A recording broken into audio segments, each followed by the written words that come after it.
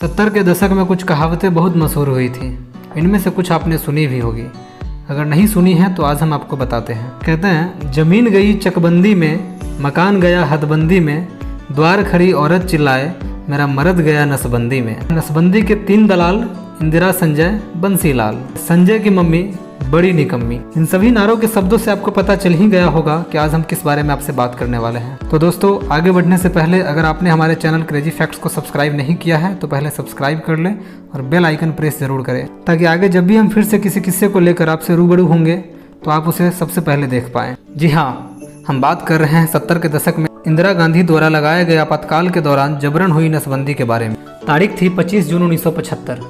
इस दिन को भारतीय लोकतंत्र का काला दिन कहा जाता है। इसी तारीख को देश में आपातकाल लागू किया गया और जनता के सभी नागरिक अधिकार छीन लिए गए थे। इस फैसले के बाद तत्कालीन इंदिरा गांधी सरकार के लिए सब कुछ पहले जैसा नहीं रहा और पहली बार उनके खिलाफ एक देशव्यापी विरोध पनपने की शुरुआत हुई।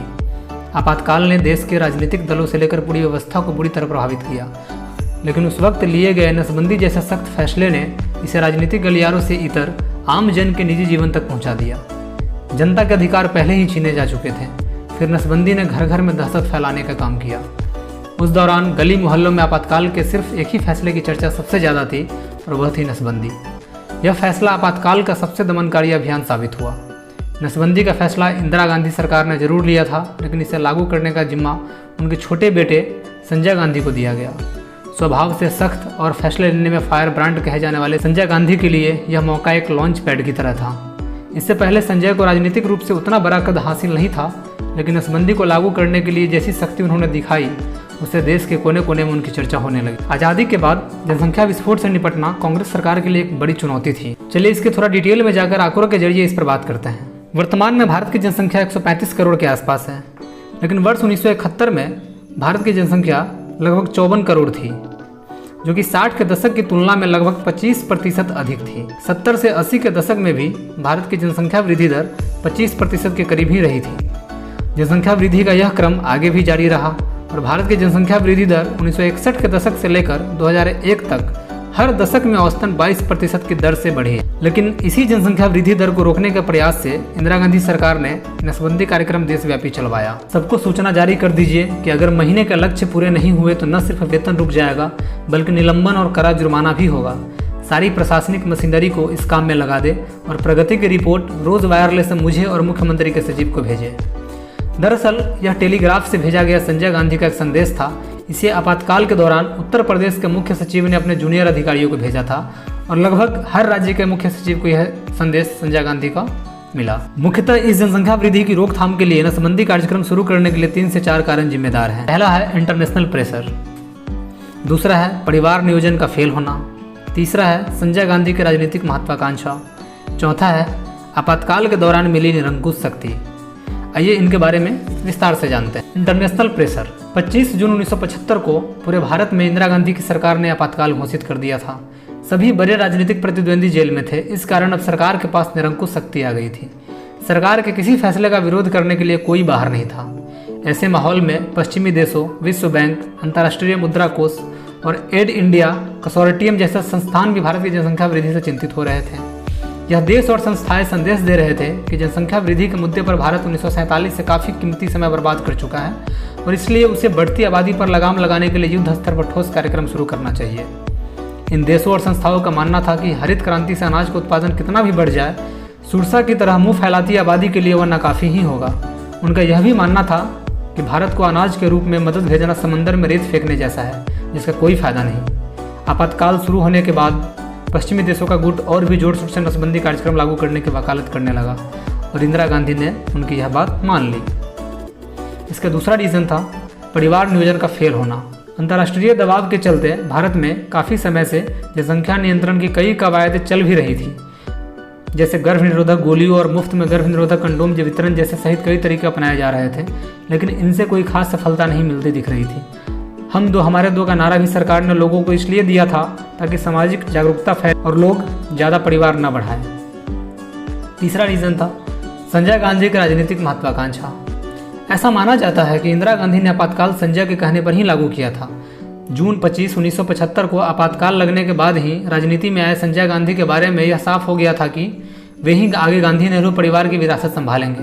संजय भी एक ऐसे मुद्दे की तलाश में थे जो उन्हें कम से कम समय में एक सक्षम और प्रभावशाली नेता के तौर पर स्थापित कर दे। हालांकि वृक्षारोपण से लेकर शिक्षा और स्वास्थ्य से जुड़े कई अभियान भी देश में पहले से चलाए जा रहे थे, लेकिन ऐसे अभियानों से संजय गांधी को किसी त्वरित परिणाम की उम्मीद नहीं थी। इसी को ध्यान में रखते हुए उन्हें नसबंदी लागू कराने का जिम्मा सौंपा गया था, लेकिन जमीन पर उन्होंने इसे कांटों जैसा सख्त और निर्मम बना दिया।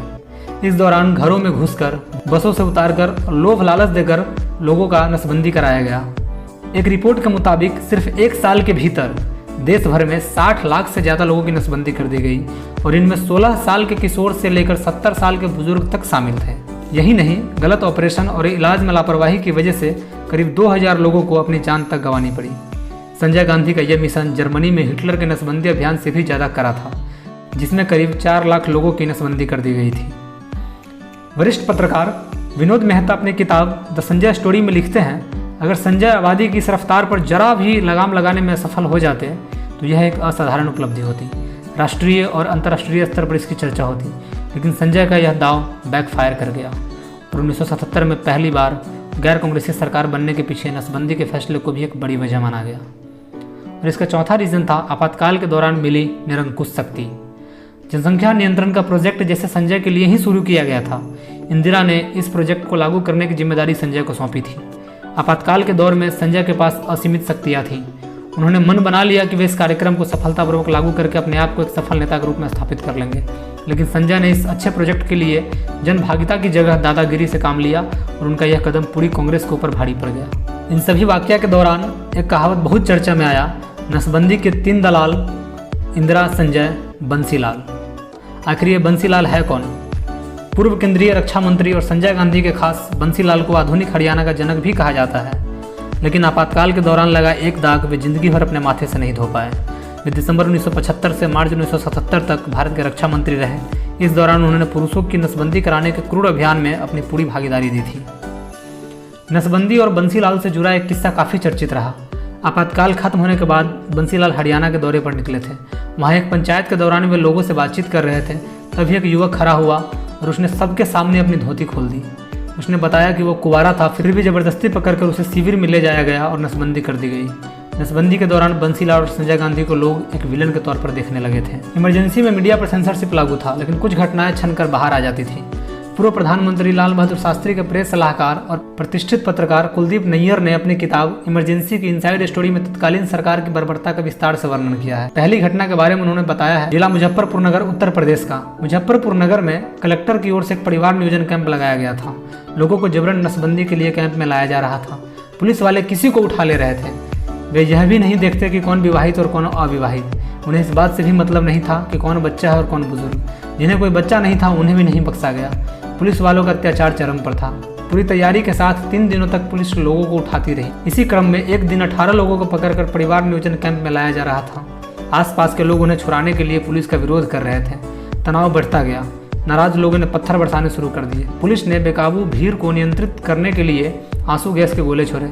फिर अचानक पुलिस ने भीड़ पर फायरिंग कर दी। इस गोलीबारी में 25 लोग मारे गए। नसबंदी को सफल बनाने के लिए पुलिस जल्लाद की तरह पेश आ रही थी।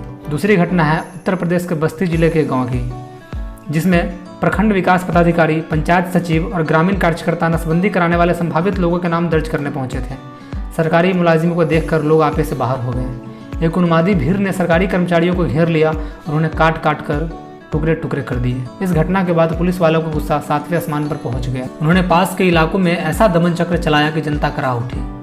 केवल उत्तर प्रदेश ही नहीं बल्कि दूसरे राज्यों में यही हाल था। सरकारी कर्मचारियों को भी सताया जा रहा था। नसबंदी का टारगेट पूरा नहीं करने पर उन्हें प्रताड़ित किया जा रहा था।